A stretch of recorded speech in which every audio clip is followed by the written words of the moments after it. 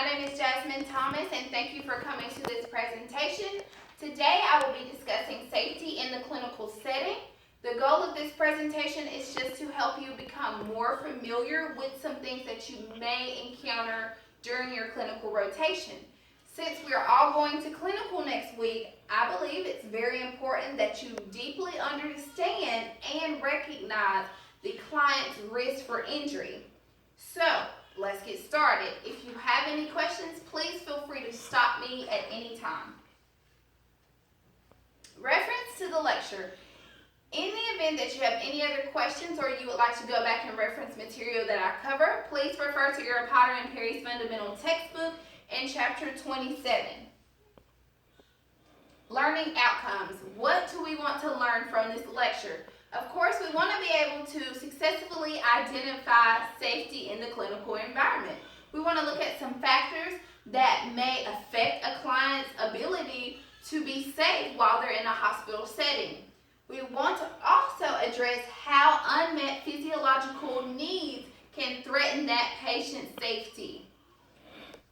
We will also design a plan to assess the client's risk for injury. We may not cover that during this lecture. That may be something we reiterate the first day of clinical. And last but not least, how can we develop some interventions to help minimize those risks?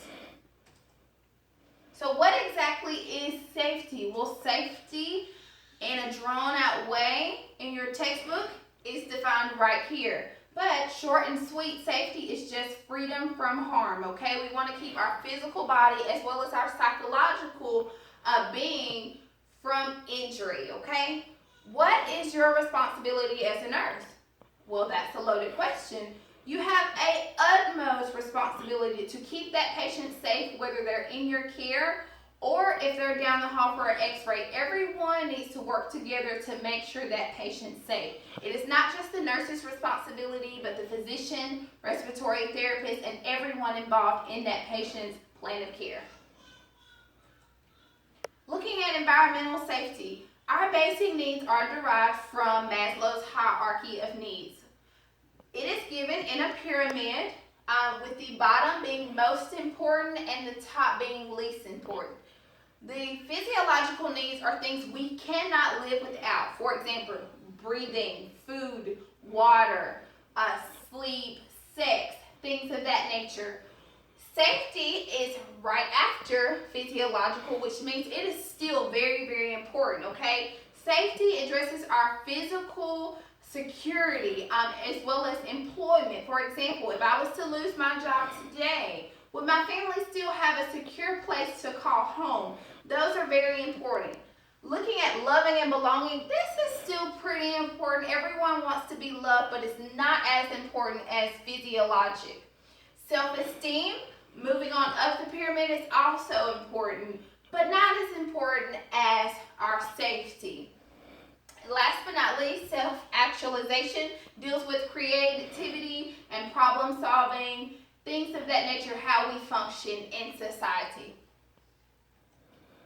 So there are many factors that influence patient safety. Developmentally can also be a risk factor. As an infant, am I developed? Or as an elderly, am I forgetting things? That is also a risk factor. Lifestyle choices, for example, do I drink drugs? Do I use drugs? Do I drink alcohol? That can cause an impairment, which can put me at a risk for being injured. Mobility, am I immobile? Do I have an impaired gait? Do I use assistive devices? Sensory perception, do I have numbness in my hands or feet? Am I hard of hearing? If I want to cross the street and I can't hear, is that important for my safety? Absolutely. I'm at risk for being hit by a car.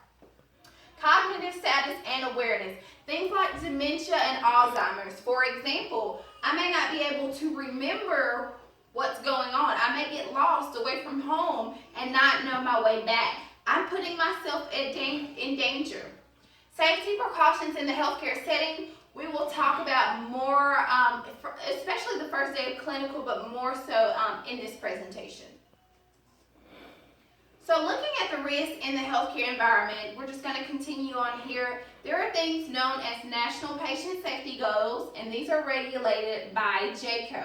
We've talked a lot about JCAHO in this class thus far. So JCAHO is that big regulatory agency that deals with things such as restraints and what's proper protocol and policies and procedures regarding such. There is a table in your box. Please refer to that for more information. Reportable events. What things such as sentinel events, operating on the wrong patient, the wrong limb, medication errors as well. We want to make sure we're giving the right patient the right medication. Looking at falls. How are we at risk for falls? Well, let's see. I may be a young patient, but if I'm not familiar with the hospital environment, I'm at risk.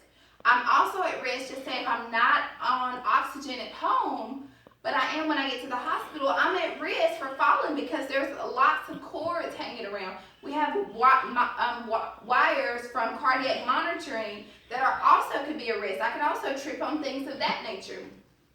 Patient inherent accident is what the patient causes or what the patient does to themselves.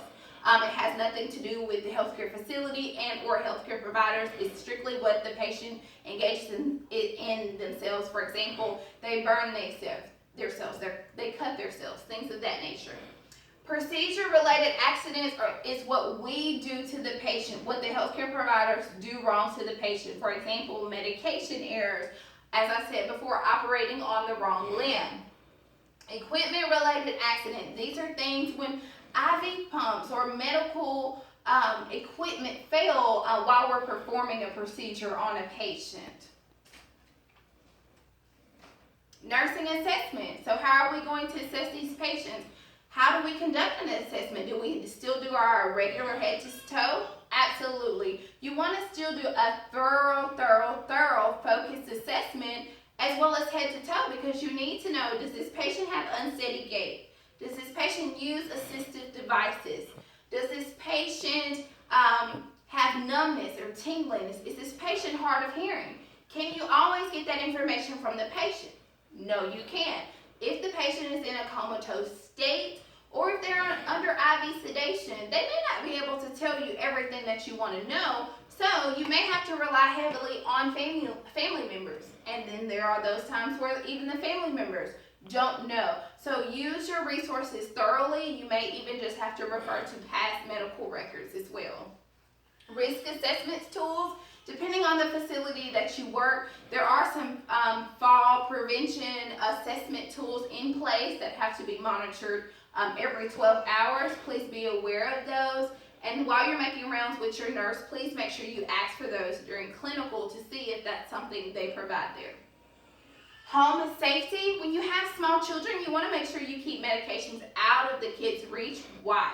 Because children will mistake medication for candy. They may eat it, and we don't want that to happen, especially because a child does not weigh as much as an adult. So you want to keep those things out of reach. For example, also household products. If you have chemicals that you clean the tub with, you want to keep those things under lock and key. And if it has to be stored in a lower shelf, make sure you have some kind of safety device on it so the child does not get into the material and drink it, and that is also a risk.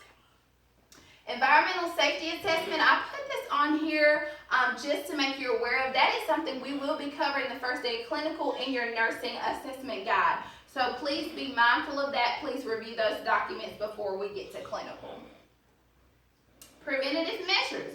So how can we prevent falls or injuries from happening to the patient? Well, let's look at falls. One thing that is in place is bed alarms. Bed alarms are very, very important, and they are very, very effective in stopping patients from falls.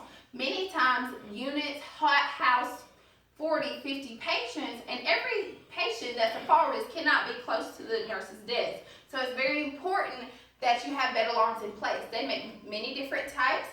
Many of them are on the beds themselves. Some of them they have in the chair. If the patient wants to sit in the chair, we can put it under them there. Also, if the patient wants to sit up in bed in a chair position, we can also put it under their sheet as well. Patient inherent accidents, only thing you can do for that patient is to educate them. Educate them on how to be safe in the hospital environment.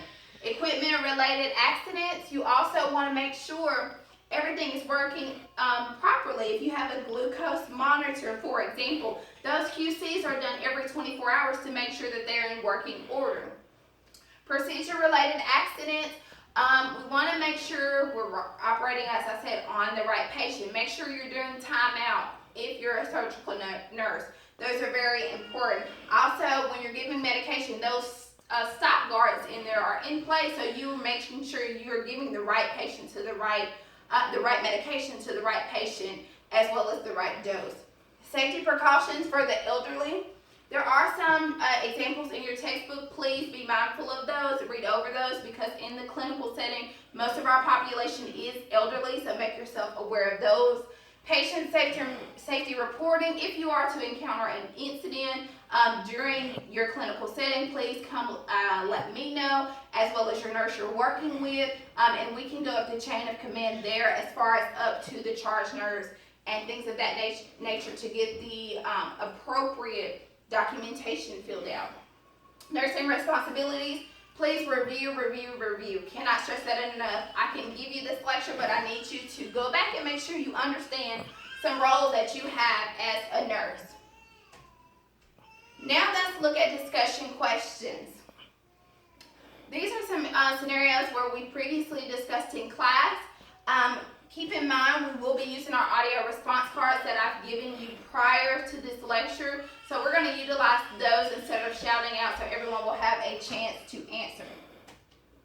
A patient is admitted to a medical unit with pneumonia. She is able to ambulate on her own and to the bathroom. What safety precautions should be taken for this patient? Select all that apply. Please use your cards. Very good, so let's talk through them. A, explain the use of a call light. Absolutely, we want the patient to be able to call to us when they need help. Keep the bed in lowest lock position. Absolutely, that's standard for every patient that we have in a hospital setting. Keep all side rails up when the patient is not out of bed. Absolutely not. Why? Because all four side rails are considered a restraint. Restraints are used as the last option. Place a bedside commode near the bed. Why would we do that? This patient can ambulate, so make sure you're reading your questions, okay? Ensure that the pathway to the bathroom is clear. Absolutely, we'll want to do that because we don't want the patient who can ambulate to fall. And last but not least, keep the patient's personal items in the bedside table. Yes, that is the correct answer. You want to make sure the bedside table is close to the bed and make sure that it's in the patient's reach. Very good. Number 2, the nurse is walking down the hospital corridor. As she glances into a room, one of her assigned patients, the nurse sees the patient's feet and legs sticking out from the bathroom entrance. The nurse immediately goes into the room and sees that the patient has fallen. What actions should be taken? Select all that apply. I know you guys don't like to see us select all that apply questions, but they are all over the NCLEX, so we're trying to get you ready for that as well. So let's talk about them. Very good. Call for assistance? Absolutely. B, assess for injury? Absolutely. We want to do that as well because we want to know if the patient is hurt. C, notify the physician? Absolutely. You would do that, but you wouldn't do it immediately. You would make sure you gather the patient, get the patient back to bed, and then notify the physician for proper orders. Avoid moving the patient until the physician arrives. You don't want to do that. Some physicians don't come for 24 hours, so you don't want to leave them on the floor. Assess the situation for events, precipitous factors such as hypotension. Absolutely, you want to see what possibly could have caused this event. Apply restraint after returning the patient to bed. Do not want to do that, okay? Restraints are a last resort, okay? And fill out an incident report. Very, very important. Documentation is a big part of nursing, so yes, we want to make sure that we are documenting and everything is filled out appropriately. When you're doing an incident report, you want to make sure you include mostly objective data. You can record what the patient says, but not your own opinion. Last but not least, which of the following patients is at greatest risk for experiencing a fall? A confused patient with a history of a previous fall. B, a patient who ambulates by holding onto furniture. C, a recently admitted patient. Or D, a patient who wears glasses to read. I see your answers. The correct answer is A. Many times the risk increases for another fall if the patient has already fallen. And again, your role as a nurse is to make sure you promote that culture of safety. Make sure you're doing all that you can to keep that patient safe. Does anyone have any questions at this time? No questions? Right now I'm going to pass out this safety quiz. It can consist of 5 questions. Some of them are select all that apply, some of them are multiple choice. I'm going to give you about 10 to 15 minutes to work on this, and then we'll go over the answers afterwards, and that will conclude our presentation. Thank you so much for your time and attention. I do appreciate it, and I hope you all have a blessed day.